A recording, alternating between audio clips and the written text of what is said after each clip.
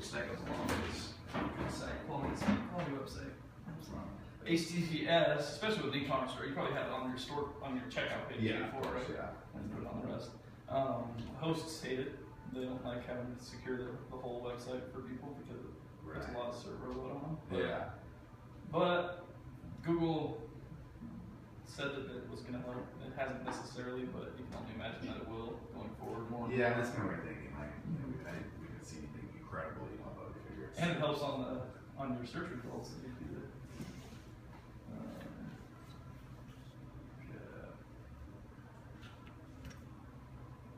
Nice little. Oh, it's changed.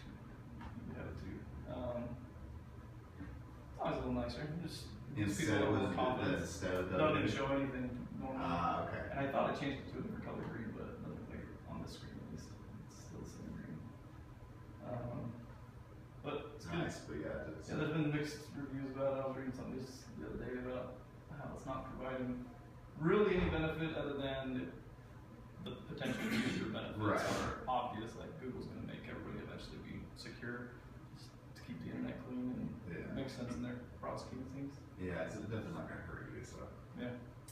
When I did it, we're on WP Engine, and when we did it, it wasn't working, and so I texted or I messaged support, and they're like, "Why would you do that?" I'm like, "Cause Google thinks it'll be good." They're like, "Oh, it's just going to make it horrible, blah blah blah." I was like, just turn it on, please, thank you. And then speed issues are good, and it works good. And then I think in like analytics we have to add a new site as well. Yeah, you do. And then Webmaster Tools, you got to re-add the Yeah. HTTPS version. You actually have to do a change of address in Webmaster Tools. Yeah, that's right. Yeah. You switch over. The screen is so small.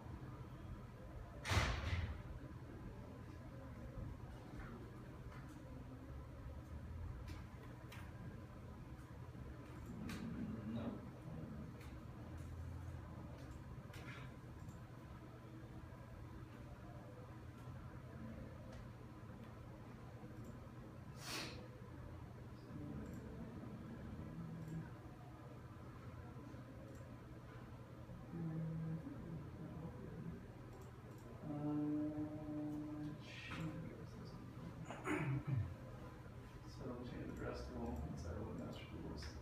Well, let's just go ahead and do mine while I'm here, because apparently I didn't.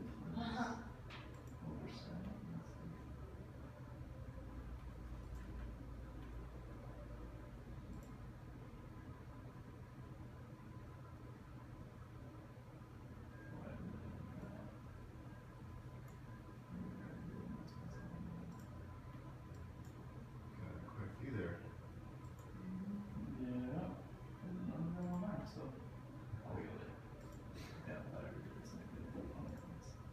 But yeah, you have to make sure you clean it up. We just did another company too, switch them over to HTTPS.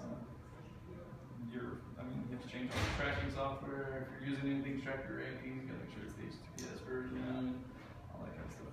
Hey, what's up, man? How's it going? Good. Cool. That's a good one. I was going to talk about. Lawrence, you're a writer, right? You're a content guy. Yes. Any successful blog posts lately or ever, or what's worked best for you in writing? Not a whole lot's changed. I mean, just try to keep it natural. Try not to just, like, that's just it. Yeah. It's just working for me. Like, Content's a huge push right now. Like, creative, good quality content. I don't talk about a lot of other stuff we can do with it, bullshit, but you're a vital part to our process now. Using words on a page. I mean, it always has been, but more and more so. Steve, what do you do? I own the Las Vegas talent agency. You met with Oh, Paul Sanders, yeah. Cool. You're with him. Yeah, So you guys just just kind of, we're just together. I've been actually, I got a lot of years on this SEO stuff, back to like 1999. Nice. But I've taken off about 5 years, and everything changed. And so I got all the basics, from back in those days. But it's always changing. Yeah, right. So I just want to get back up to speed. For sure. Okay. Paul, right? yeah. Cool, Paul. Paul's got a new website, working on ranking and everything, right? So, Yeah, I was just trying to learn the basics, yeah. Yeah. Cool, man. That's worse for me. We got the Post Launch girls over here. They're another SEO company. They're just down the road, just right down the street. So I know Jeff for a long time. How long you guys been working? Since we started posting. Since start. Cool.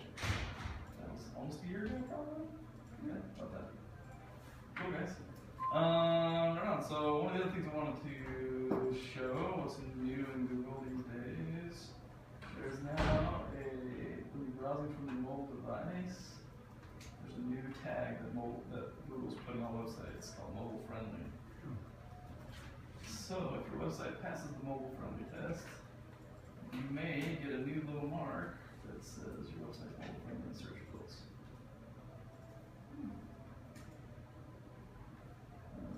Let's see. Yeah.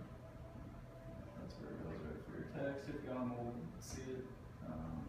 But you can come here, run through the tester, which this one's over the other day too. So awesome, this page is mobile friendly. So you get the thing. If you pass, then essentially you should get. I think it's still rolling out. So if you move a little while, let's see. Yeah, maybe like a day or two. That's maybe a good thing. Goes through, what was it called? The tester? It's a link. If you just Google mobile friendly test, it's back in the developers section. It's like their security tester too. So mobile friendly Google tester. So you definitely want a mobile friendly website. It just helps for all kinds of reasons. Responsive is definitely the way to go. If you're not familiar with what responsive is, one website spans and contracts to whatever size the screen is instead of two websites, one for mobile, one for the other. Much easier to scan. Most people are caught up on that now. Just a few years ago, that was non-existent though. Most websites have made the switch. Cool. What's the correlation, do you think, at some point where it's just mobile, I don't know, becomes a dominant force? I think already I it's mean, more than it is 50% now, of the traffic most of the time. On analytics, you'll see that mobile's just dominating, and it's only going to go more and more. I use my phone more all the time. Imagine probably more than most, but it's definitely the trend. So they talk about now, as far as design goes, mobile first, meaning design for the mobile device, and then you expand to the full device because that's where most of your traffic comes from. So Is it a big project to take what is it, it's called reactive? Responsive. Responsive. Mhm. To take a normal website and turn it into responsive is a big, it can be for sure, because what's the difference is a website, old websites were built on pixel widths, so you'd say this is 900, this is 1080, whatever, pixels wide, fixed pixels. Right. and then you switch it to responsive, which is percentage based, Gotcha. and then there's min and max, so you have to it takes a lot of restyling to get it to switch. It's usually, especially with WordPress, it's easier to just go to a new theme that's already got the mobile responsiveness ready once you plug your data, but it's pretty big undertaking. We don't typically convert people's websites. We'll just grab it and make a new one because it's faster than convert lots of things. It's a good way to know. Are you familiar with responsive? Is you know how that works? So that's cool. Cool. So just a content creation idea. If anybody has any good content success stories, please contribute. But what we've been trying to do with all of our businesses is a kind of a video process where everything starts with a video with the client doing an interview. And we'll start, we'll sit down for just an hour, we'll sit with the camera just like that, and we'll just record them, we'll talk to them for about an hour, try to get long responses out of them so that we can snip those up into smaller videos. And then from there, we're able to take their video content and create, obviously a YouTube video, then a blog post, we're able to create infographics from what they say. It's just a content creation overload that we're able to use super high quality content directly from the mouth of the expert. So obviously that's usually the best content from the person who either invented the widget or is offering the service. And then take that and make it into all kinds of different good stuff, which the strategies of SEO, high quality content, high quality link building, the tactics are many, but those are the two main strategies. You gotta have those two in place. By starting off with videos, we're finding that we're able to get, our blog posts are way better because we're using words or tactics that are described by the expert themselves. Really helps snowball the quality of the content into a lot of really good things. Anybody see anything familiar, had similar success, or certain maybe a type of content more successful than others? Hashtags? Yeah. Like using those in your content or in the when you're posting for social? Both. got like a lot of like right now it's a big fierce to Instagram, Twitter, Facebook. Yeah. I don't really have a lot of Pinterest. It's almost weird. It's huge. It's drives huge traffic. But I don't got a lot of people asking for it. Mm-hmm. Even though I have a guy who he does like auto repair, but he doesn't. It doesn't really help his business. So we try. We're doing things, but it's not really generating any traffic at all. So Gotcha. hashtags help a lot. Cool. What are you gonna say something?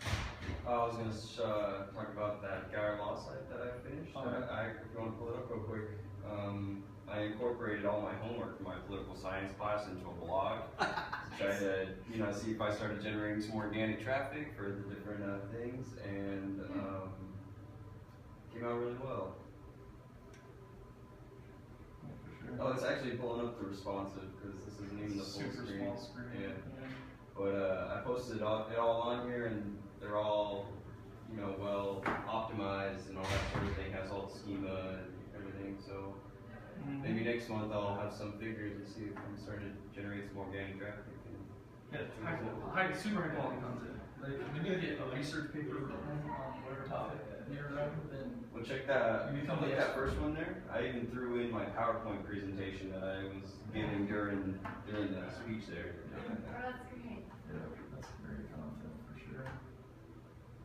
We'll eat that. But I even have like some in-page links and the Yoast SEO plugin is doing most of the work. But I mean, plenty of unique content that hopefully will start to generate some traffic. Yeah. And then who knows what to do with it after that. Yeah. Or you become an attorney. One like that. We'll see. Yeah, no, that's cool. It's great. Yeah. Research papers are awesome. We have some of our best ranking. One of the guys who used to work with us for a paper for like his bachelor's, something. And it's huge. It's on procedural programming. Oh, nice. And it's on our website. It really has nothing to do with getting traffic. Procedural programming versus objects. Apparently people look for this all the time. Most of the traffic comes straight from Wikipedia, which I don't know if we're ranking. Oh yeah, there it is right there. Then we also got a Wikipedia link from it. NeONBRAND.com, procedural programming software program. So this dumb paper that's way long and super boring goes on forever. You're educating some kid in media. Exactly. They love it, and we get way too many hits from this thing. None of it converts to paying customers, but it's fun test. So You have an 1,800 word research paper in political science to do, so yeah, there we I'm go. throwing that up on there too. Yeah, that is. I mean, content's the more the merrier. Even though nobody reads it anymore, the more the merrier. 300 word minimum. Oh yeah, See it's most mostly for success. Google. That's the only thing I'm really Yeah, for sure. going for. But How much are you writing? About the same, like 400. Yeah. So 3-4 words minimum, but the more the better. And the closer you are to the expert, we found it's better too. Like it's hard. Like we use a writer for us too, and she writes for all of our different industries, and she does a great blog posts. But even for like NeONBRAND, she does a ton of our blog posts. The ones that I sit down and finally type up and take 3 hours to actually knock out rank better just every time. Not because I'm a better writer by any means, but just coming from horse and that makes it. better interaction and Yeah. people sharing. Yeah. Authorship? The authorship's dead. Nobody's caring about that anymore, unfortunately. But those ones that we write, one of the funny ones that I wrote that gets traffic all the time. You guys ever heard of this guy? This little punk.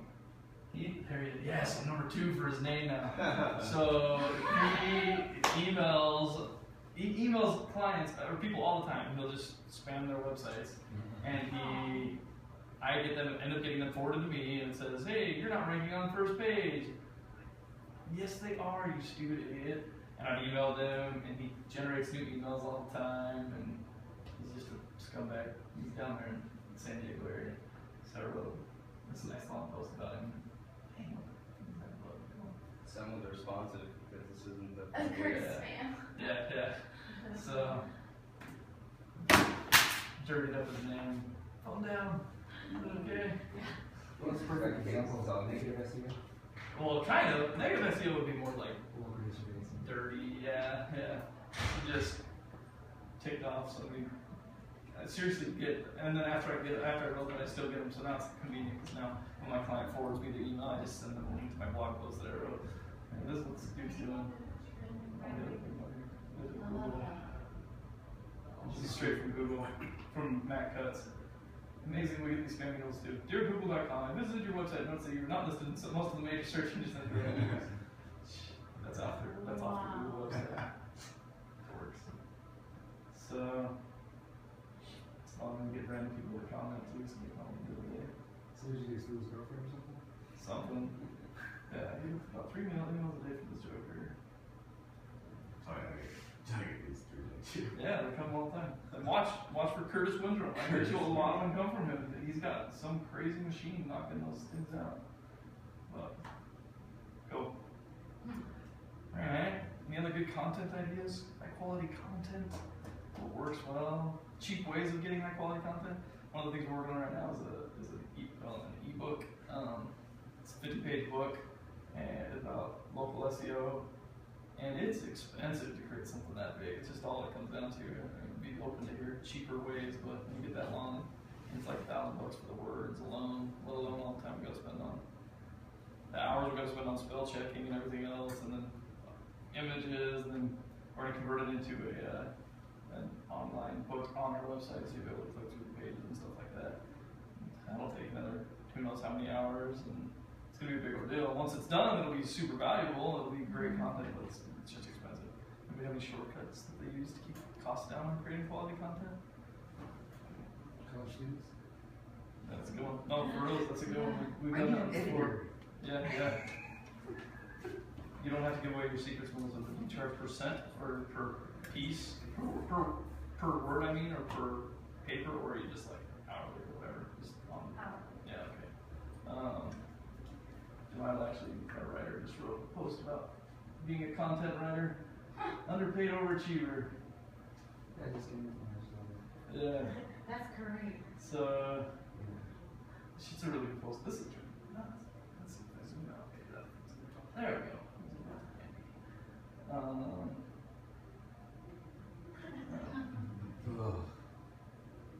Yeah, she's awesome. She does really good content, but it's hard to find. And we definitely pay more than 3 cents an hour per word. I wish I paid 3 cents per word. But yeah, it's just content's expensive, but it's super valuable, and that's why Google is relying on it so much as far as quality, for quality's sake. They know that not everybody can spin up some good content on their website, so if you do have it, then you'll be way ahead of the competition. So I would imagine that interaction is important as well, like how much of it's being shared. Yeah, there's a lot. That's an interesting question. Somebody actually commented on some of the blog posts. Let's see, can't say the same thing.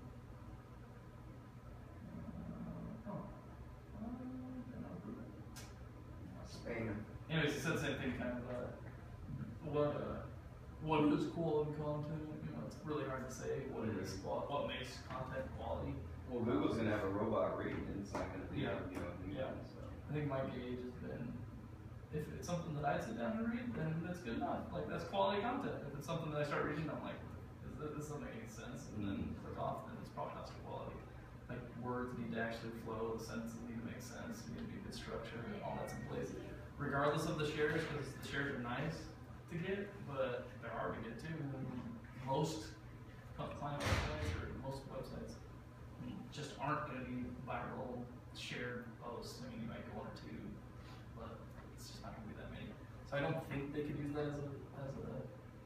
They may use it in the bigger sites scene, like if you're competing against other sites that have a big share base, that might be a factor that take in place. But for like a local dentist. And there's kind of a give and take when it comes to generating content for Google, where you're trying to rank for specific keywords and emphasize specific keywords, whereas if you're trying to do it for interaction, you might be structuring your content differently. So. Yeah, I think though if you lean more towards structuring it for the people, I think that's more. Even though Google is not a person necessarily per se, I think if you structure it for people, I think Google will figure out how to know that it's good for people. Like that's what their goal is.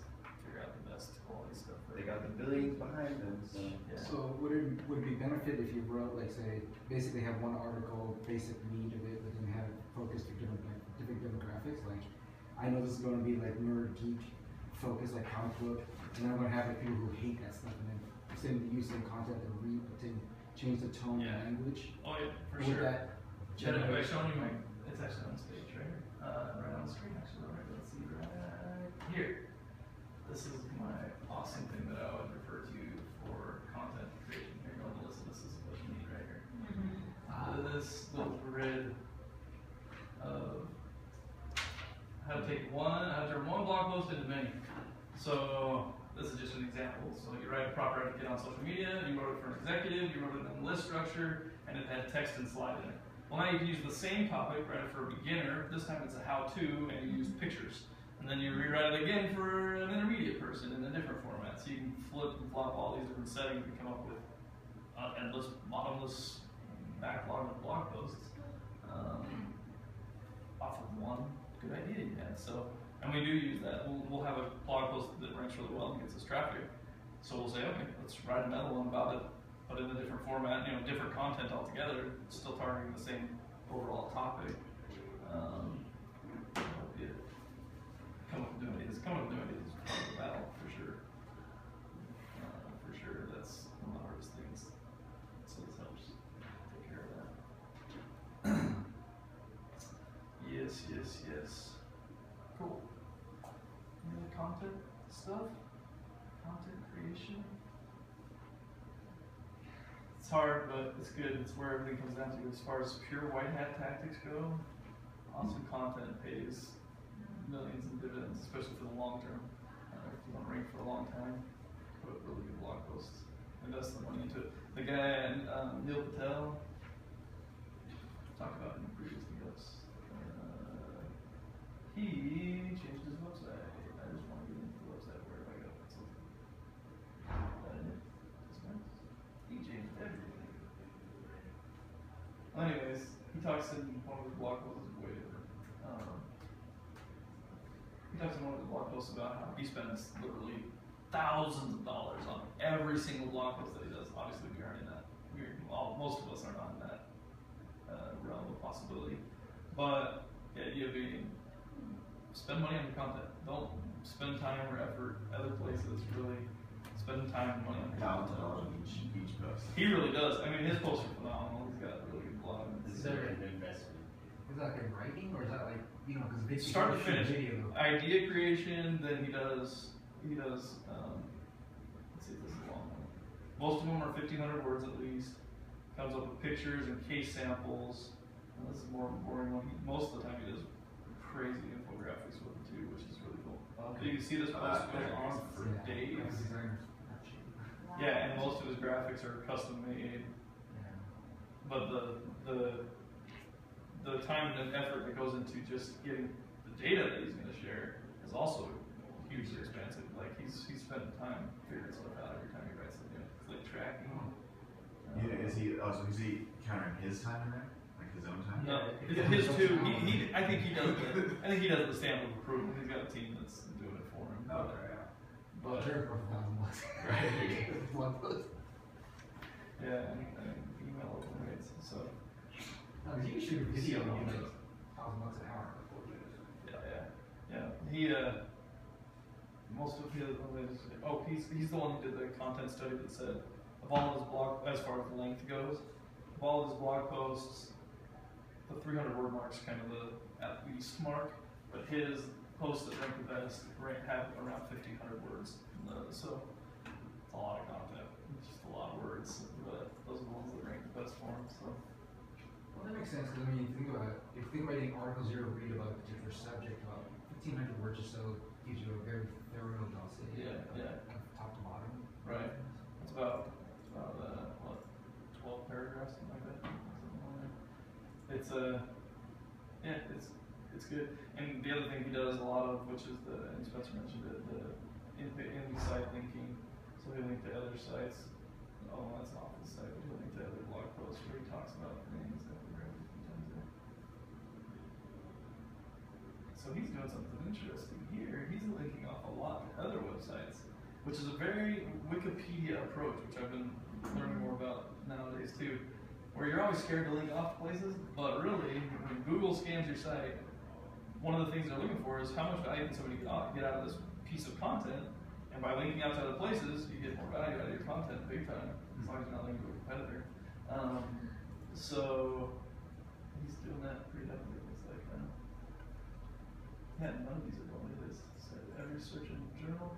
So that's exactly what he's doing. Wikipedia ranks so well because not only because the content's high quality, but because you can go to their page and you can find out pretty much anything you need to know about it by going to the other page that it links to. It's definitely taking on it because wow, these are all going to other websites. I haven't seen a single one that goes to his. He probably owns half the sites that they're linking to, but Well, he may not be pulling, this is a blog, so he may not be using that, like his landing page is probably totally different. yeah, for That's sure. why he pulls rankings. For sure, this conference on Dave is great. He's definitely making money off of blogs. If you don't know him, he does like probably something here. He did Amazon's SEO, he did Visa's SEO, he did some big old names. Get where he is now. Created Crazy Egg and Kissmetrics, two big softwares that are used in SEO.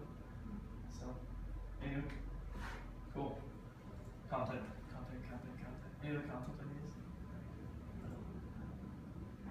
So how about link building ideas? So, and they're in that order for good reason, because once you dial in a good content strategy, it's so much easier to dial in a good link building strategy.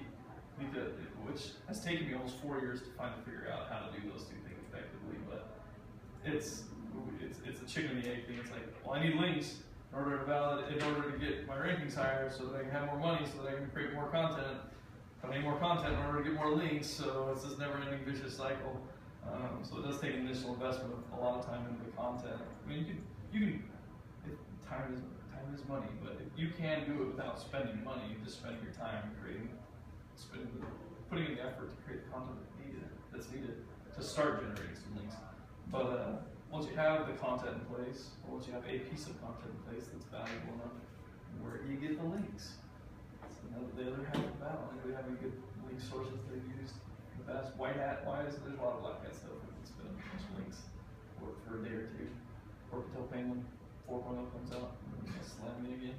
But how about some long-term, solid link building strategies? Do you have any good stuff? What's work? What's your best links? Wikipedia. I'll talk about Wikipedia links. So, a good trick for getting a Wikipedia link. You say you're a dentist. This is a good example. Dentist. So Wikipedia should tell them up here.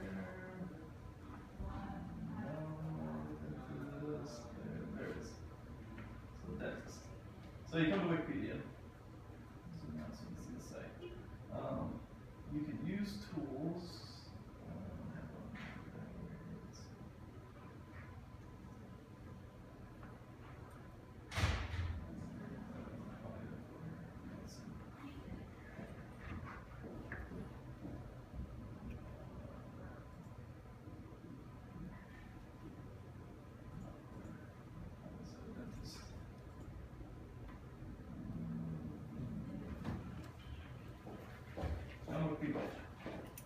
Install this tool called Check My Links. It's a Google Chrome extension.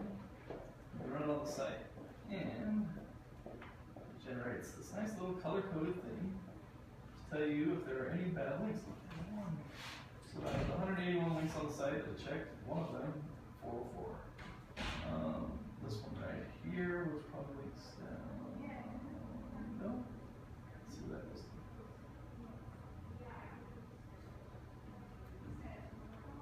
Not have an article with this company's name. So that is a potential opportunity there. You can, since it's Wikipedia, you can create a page, come up with content about dental crowns, and I would start off by creating a piece of content on your website about dental crowns, then creating a separate, totally unrelated piece of content on Wikipedia about dental crowns, and then the references link back to your blog post and say, here's where I got my Here's where I got my source. One of the things down here, what happened before, let's see.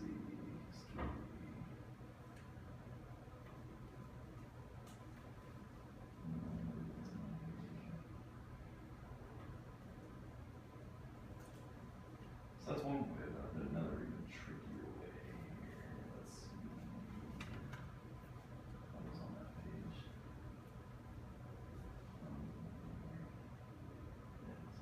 It's that street, not that. Let's check it out here. 804 was on this page. That's the data. What is that? What's it called? It's called postingsx. Check.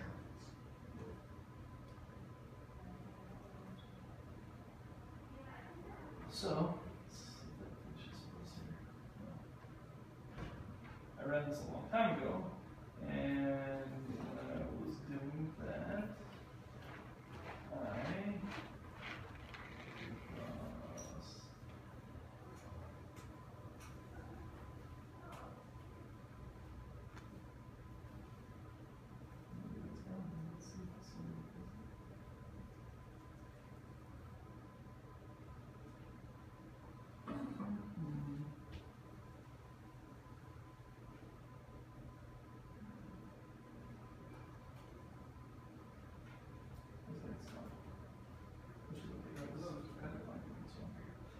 but one of the links on this page.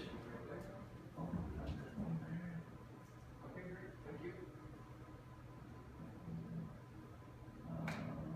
one of the links down here in parentheses was 404. So the trick is, so say antique dental instruments. Actually, this sounds like here's some of the site.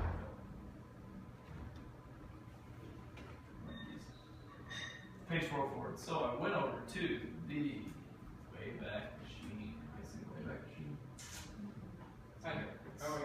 This crazy thing that exists on the internet that archives copies of websites all over the world.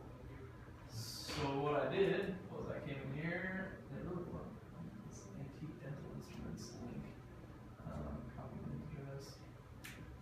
Go plug this in here.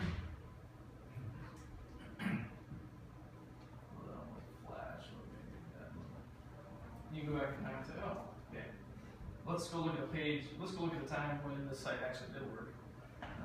Because at some point it was valuable enough to be able to have a Wikipedia link. So you come back here, let's work this flash graph.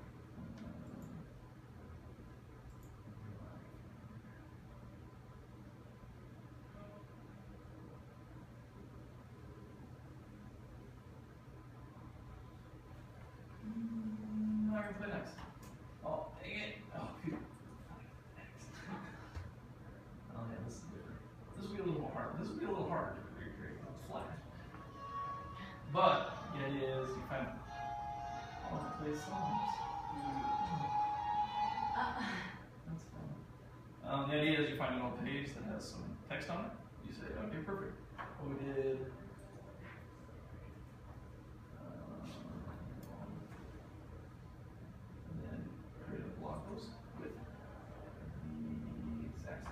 On it.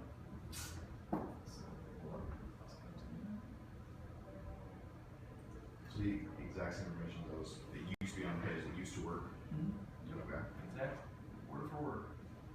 I had to re-import. I had to like fix the images and stuff like that because they were all pointed at like downloaded and back up. But essentially, this would overlay. It was the exact same content that they were linking to before. The idea being, if it was valid at one time, it's going to be valid still. So you come here and you hit the edit button. You guys make edit Wikipedia, right? It's common knowledge now. And then, oh, yeah, it's a little bit of content. That's a good idea. Just go up here, find where it was referenced. Edit button, and you can link it in to your new website, wherever that might be.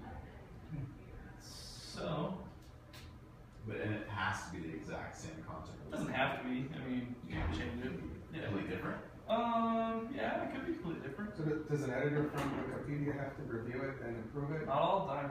Not all the time. So Wikipedia is tricky because you will get caught sometimes. Somebody will check it and say, oh yeah, that's not right, not approved.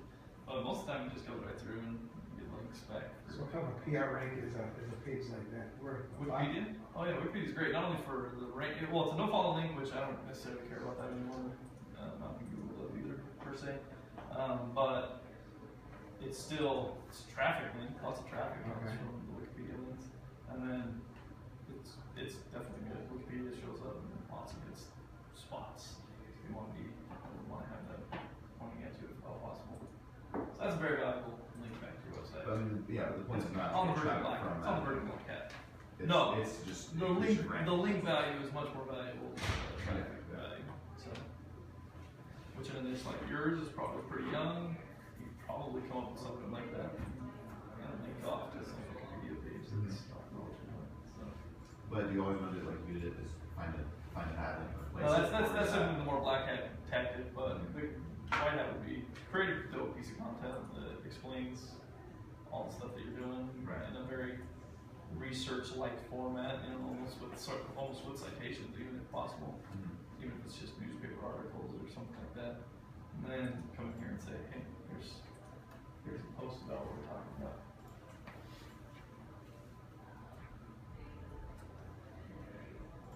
So, come here, there's probably someone here that's been searching on it.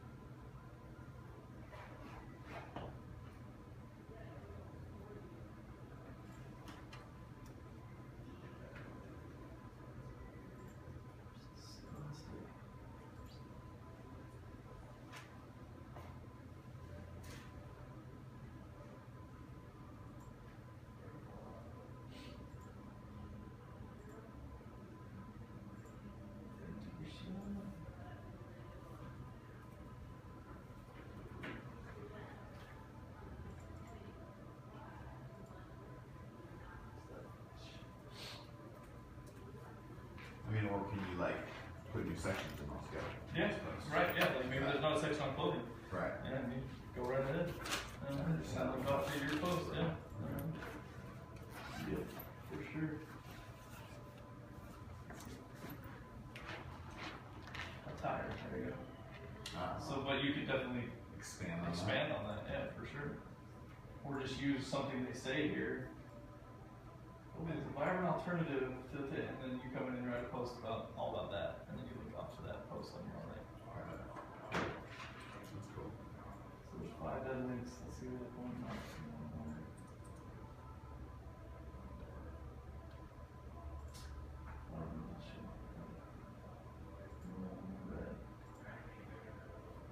Loving. So let's see. Oh, it's another Wikipedia page. So you can create a whole Wikipedia page about that. Totally not making so you have no idea what that means. Right. So two different ways to do it. Basically, replace a link with your own, Yeah. a copy of what used to be there, Right. or write something completely new and link back to. Okay. Yep. So that's a good one. It's on the, I mean, it's grayish. My way was the blackish, that's grayish. I mean, obviously, if somebody else did it not related to you, that's a pure white hat, but we all have to know our white hat efforts that all the time. So that's definitely good that way. Any other link building stuff that's worked for anybody else? I can kind of go over Reddit in general. Yeah, so Spencer's our resident Reddit guru. We want to just plug in. I kind of got a little Sure, yeah. presentation I can run through. Let's see. That HTML? Yeah, I'll zoom over there. So, right, anyone here familiar with Reddit? Yeah, everybody use it. You want to use it regularly? Spencer's on it every day. I think the only person that uses it every day.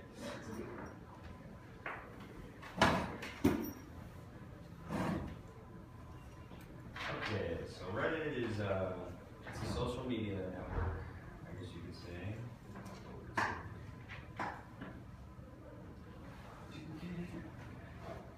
Alright, so what it is pretty much is you're able to post links on here.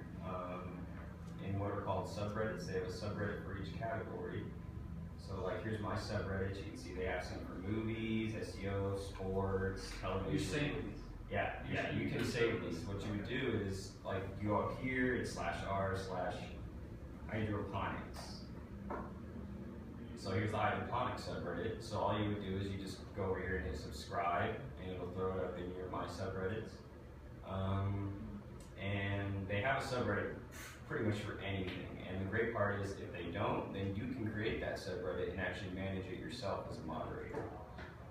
And other people can get into your subreddit or subscribe, and then they can also post content like this.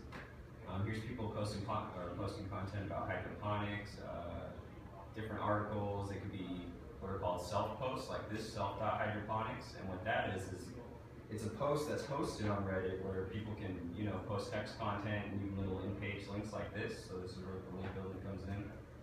Right here, here's another one, linking out to a YouTube video. Here's another one right here, WordPress site. But you can see how you can insert links into the page content. Also, you could link off directly to something. Like you'll see this one links off to blog.1000volts.com. And this is actually, you'll see the URL down there in the bottom left-hand corner. Goes directly out to it. So that's another way you could you can post links to your own site. You just go submit a new link.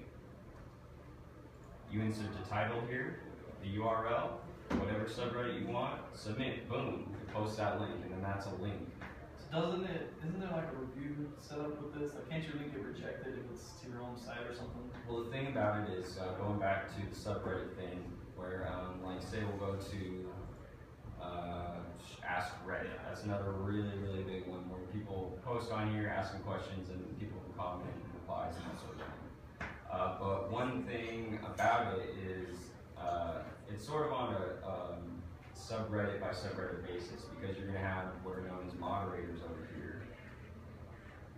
We got it right here, moderators. So you can add moderators to the subreddits, other users as well as yourself, and they're able to block posts, do pretty much basic forum moderation kind of thing where they're able to reject posts. They can delete your content in the comment section, like in here. They can delete individual comments, that sort of thing. So it really does depend on the moderation level of that subreddit, how many moderators they have, how active it is, that sort of thing.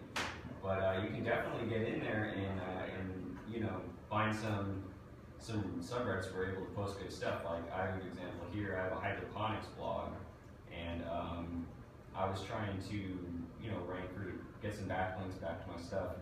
Like I have this one here, build your hydroponic system, build your own hydroponic system. So what I did is you'll see on here, I posted right here some great info if you're thinking about building your own hydroponic system. And it's actually a link out to my blog. So see a link right to it. And I posted that in the hydroponic subreddit right here. And unfortunately, it didn't get any interaction there. It actually starts out on 1, so that means that someone. What does that mean? This is upvotes. So that's one thing you can do. Once you create a user, people can upvote and downvote your postings. So the links you're posting and that sort of thing. So there is also a crowdsourced moderation kind of method in there where you can get downvoted pretty rapidly if you have some garbage in there, that sort of thing, if the moderators aren't catching it. But one method I like to do there is kind of like word it like I kind of stumbled upon it. You really only have to have 1 or 2 sentences in the title here. So I kind of like to word it like I stumbled upon it. Like I was trying to rank better for the hydroponics calculator post I have here. So I went on Reddit and on another username so that they couldn't check my history and see that I'm posting hydroponic stuff from this blog. So I went on another user and I posted this saying, hey, I stumbled across this cool nutrient calculator online. Check it out, guys. Just sort of like you stumbled across it kind of thing, like it's not your own material. You can use different methods like that for trying to get past the moderation. But as you can see, I posted this blog post on Reddit. I got that link going. Now my webmaster tools over here, you'll see right here, links to your site. If I go to Reddit, there it is, right there. 2 links. I mean, that's right there in Webmaster Tools. There's that blog post. You know, so I mean, Google's definitely showing it in here as a legitimate link, and I know Reddit. Let's see if I can pull it up here. Yeah, the rise news partner.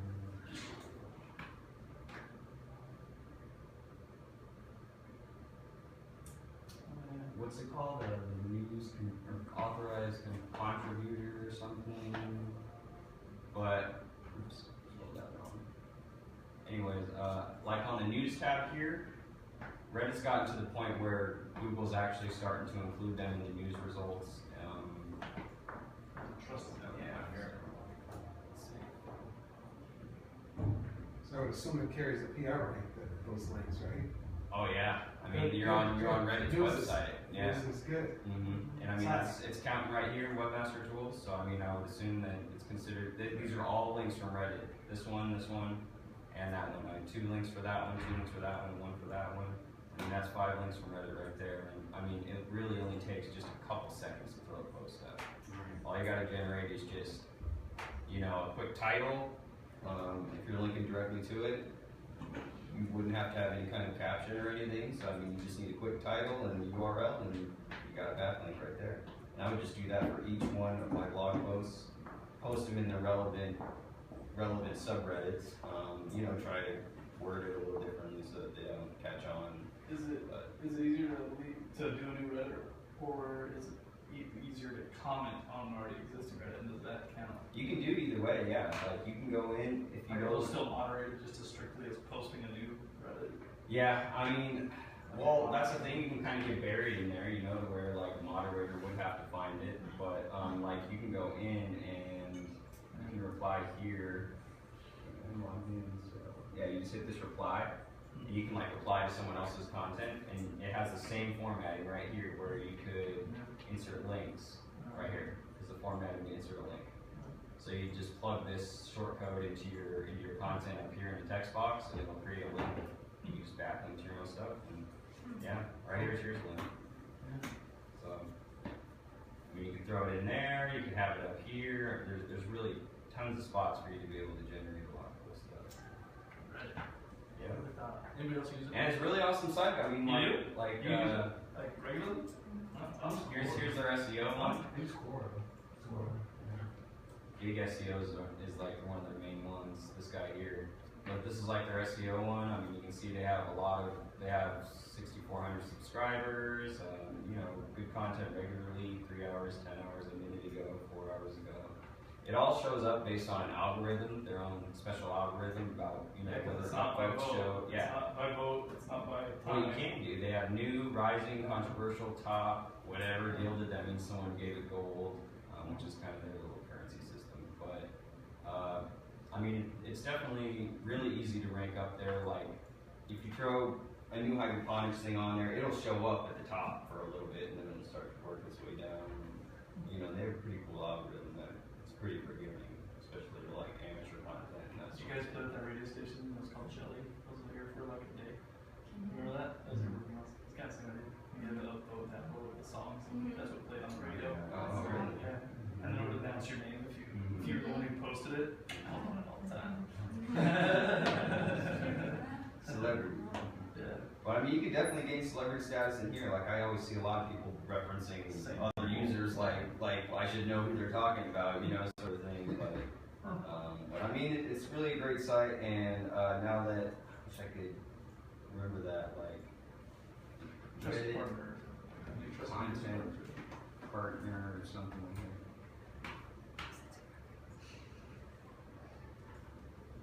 News partner.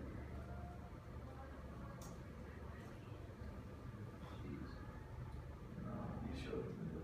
Yeah, but anyways, Reddit's been verified as like a user platform for Google, so I mean, there's definitely some legitimacy to them. They're a huge community. So.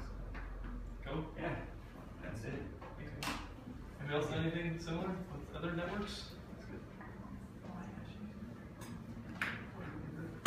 You got it.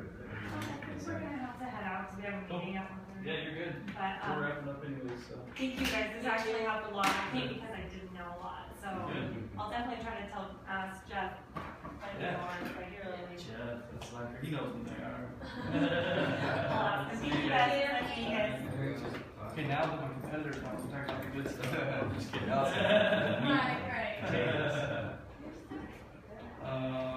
Well, just a few more things. Well, typically we got to almost 30. You guys good? Pretty much good.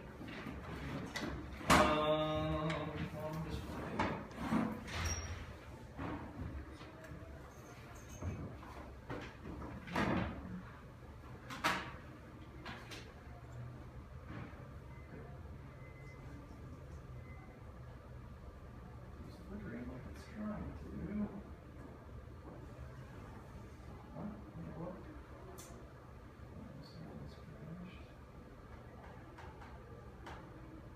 Anywho, well, let's do this thing. Any other good building tactics anyone's used? How about press releases? Anybody have any success with press releases? Huh?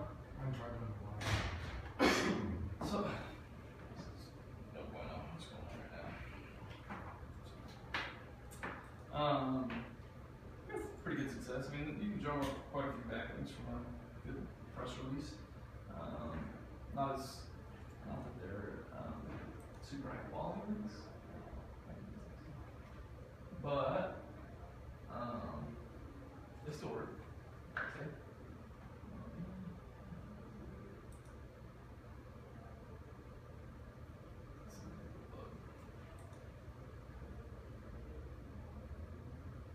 How about? Okay, so press releases. This is a good one, executive bios. So when I was up at MozCon, so Randy Fishkin,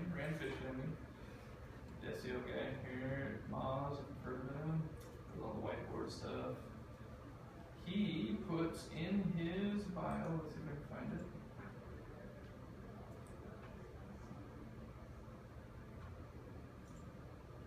Oh, let me do that. It's funny. He's the one who told me about it. It's not his bio anymore. But a good tactic is to put your link in your bio on your website, or the executive links, the executive bios that are on the company. Because lots of times if they ever go do a speaking engagement or ever go do something, people will just copy and paste it right onto their site, and you get a link from there. Ooh, excuse me. So put the bio on the press release, is it? No, so press release, that one's over now. But those press releases, okay, yeah, let's go back to those. The bottom paragraph of every press release should be a summary of your company. Yeah. Typical plug for who you are. So that's one thing. Then another thing, just including a link in your bio will help generate links on other sites if you're doing speaking engagements or anything like that, just because people typically copy and paste that. Right, okay. It just provides a link back to your site. So that's a good one. Just realized that wasn't on that screen. That's what I was looking at here.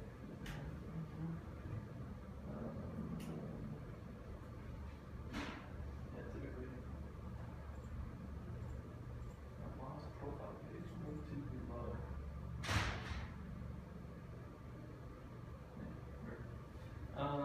So that's a good one. Internal linking. We see internal linking just is greatly underused. When I talk about internal linking, I'm linking from one page of your site to another page of your site. We'll have using Website Explorer.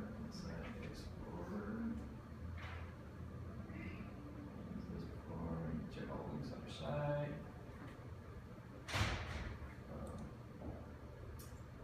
So That's a Moz tool, right? Like yeah, it's it's 8 Moz. Moz. No, you can use it free. I think you can do 3 searches on it per day for free. It has a login.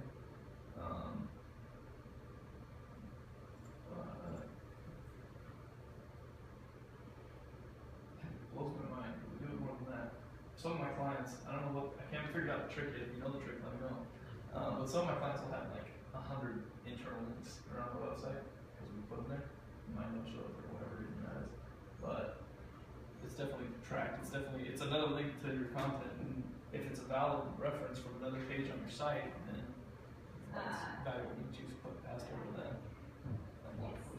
Sort of just another metric for Google to help to identify what your content's about. Yeah, one more one more link that says here's some extra information about the same topic. Here's where you can learn more.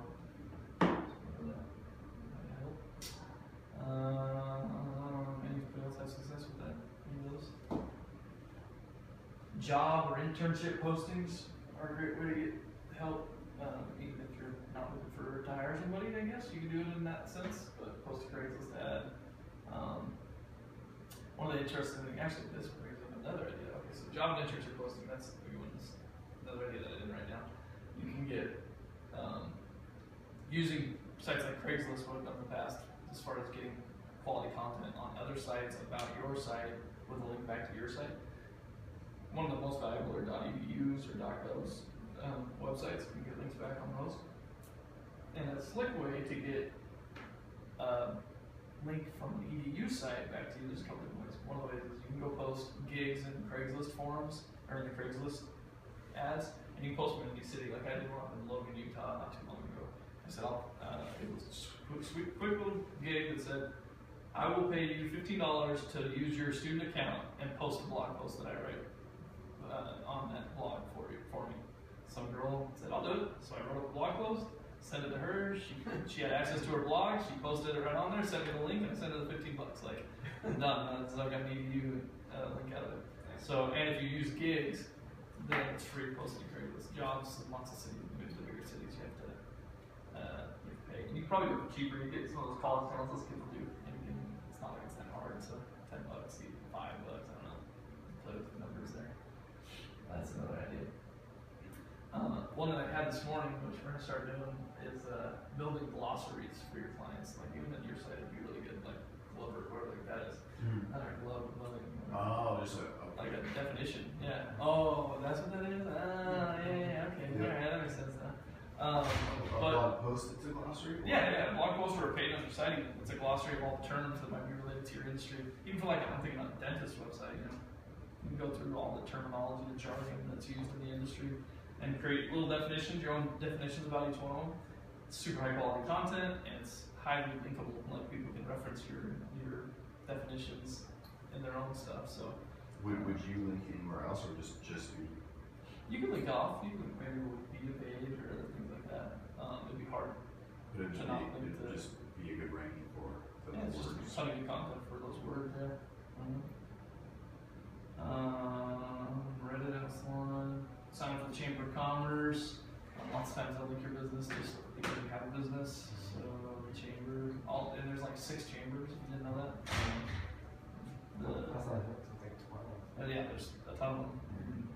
All denominations and cultural backgrounds. Everybody has a chamber, so you can sign up for everything. Another one as far as schools go, which is what we're working on right now, is setting up a scholarship for a school. Like even if it's $100 scholarship, you're gonna give $100 to somebody who's going into the SEO program at UNLV, whoever that is. So you apply here, and they link back to your website. They get a solid EDU link, and you might have to give up $100 for a scholarship that somebody signed up for. So For a link? for a really valuable link, so you're out $100 for a really valuable link. Working for charities and nonprofits, they at least owe you a link back to their website, especially if you're going to their website or anything like that. This is going to be sponsoring events. Here's one. My wife was like, "Hey, you should go and get a table at the trick or treat thing up in our neighborhood." First thought was, I think I talked about that the last meetup too. They totally did. So sponsoring events is a great one. Last here, that's kind of all I got, so I'll wrap it up. Influencer outreach, something we've been doing now. So, come up with this dope content, and it's got all the bells and whistles, and it looks amazing, phenomenal. This is where your time to shine comes in by finding influencers that like similar things to you. BuzzSumo, I think it's called, does a good job of helping with that.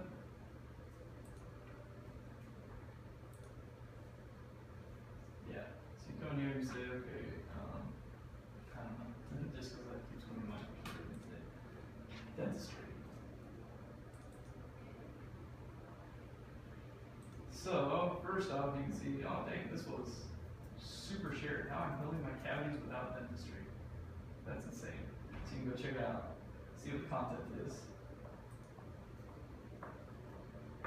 This person obviously has a following, otherwise they wouldn't have that much help. But yeah, it's a good post. A lot of good information. A lot of links. You know, this is probably ranks really well for whatever they're trying to rank for. So you have a couple options there. You can either write something similar to it and try to rank it as well, or you can reach out to the Paleo Mama, write something that's not so exact, maybe supplementative to what she's already written. Come in here and say, hey, Paleo Mama, I just find her on Twitter, whatever it is, and say, hey, I just wrote a cool link that your followers might enjoy as well. And it's surprising how often people will reshare that kind of stuff. They'll just retweet it. Is all of this still okay? I wouldn't call that guest blogging necessarily. Guest blogging is definitely okay still. It's just not as a spammy tactic anymore. But I think Mac was just trying to scare everybody from doing it as spammy as they were. You can definitely guest post, but I'm not even talking about that. I'm talking about just creating content on your site that complements whatever she's talking about, and then tweeting it to her, or emailing her, and saying, hey, I love your post. Mine's kind of about a similar thing. Thought your readers or your followers might be interested as well. And then hopefully she just shares it with your followers. Like that's what you're really looking for. And getting that, just not necessarily the effects of the tweet, which is valuable going out, but say she has, let's see, she's got 40,000 likes on her Facebook page. Probably going to be protective of her Facebook page, but she probably won't be as protective on her Pinterest when it is more rewards. No big deal. But she's got 21,000 followers on Pinterest, so the second she pins that, then that shows up everywhere for you. So you kind of set it up so that it's really easy for whoever it is that you're trying to help you make it as easy as possible. Like she's a Pinterest user, and you think she's not going to tweet me, she's not going to do anything. Make it super easy for her to pin that post. Like set up the Pinterest pin so it's nice and obvious. Like make it super easy for her to go click, click, done. And shortest steps to completion as possible. And it's right, there's people out there thinking about everything. Also, it's a great tool to find too. So, India doctor, 232 teeth. I'm not seeing the same image. Yeah, let's see. Dude, no way. No way. Jesus. Maybe. Maybe a shark. Like, you don't look very happy. You don't look very happy. Oh man, that's great. So, these are obviously extremes that you're not going to be doing most of the time, but this will give you a good idea of what ranks well or what does well in the social sphere. That is cool. And find that influencer and give them share your stuff. So, that's all I got. Anybody got a question? Other things to talk about? Turkey Day, Thanksgiving, holidays, that was one of the things I planned holidays, you mentioned that at the beginning. Ramping up AdWords budgets and everything, getting ready if you have a store for traffic, I don't know. I think all the industries have surges like that, like pest control for the spring, you know, you ramp up for the spring. Definitely planning for those things, which in an SEO's perspective, and AdWords perspective, it's pretty easy to just put one on. But in an SEO perspective, you got to plan out 6 months in advance. Okay, I want this to be doing well by next spring or whatever it's going to be. So you got to be thinking ahead as far as planning for the future goes.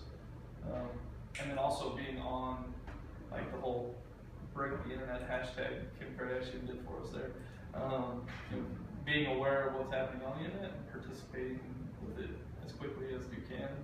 So that one got oversaturated really quick, but you know, just being in tune with what's going on, so that people will likely in the moment see this and say, oh yeah, that's something I would share with somebody else because it's relevant to me right now. I guess that would be the difference between evergreen content and not evergreen content. Evergreen content being it's relevant always and forever in the future. Lots of people will take the date and time off of their blog posts that are considered evergreen content because they don't want people to know when it was written. Just because it's always going to apply, and if somebody sees a date on it, then oh, that's 10 years ago, even though it's still relevant. So they'll hide the date sometimes. It makes it swear they can't tell when it was written. Alright, that's all I got. I can keep going for a little bit. I mean, Cool? Alright, thanks guys. All right, thank you. Go team go. Rank those websites.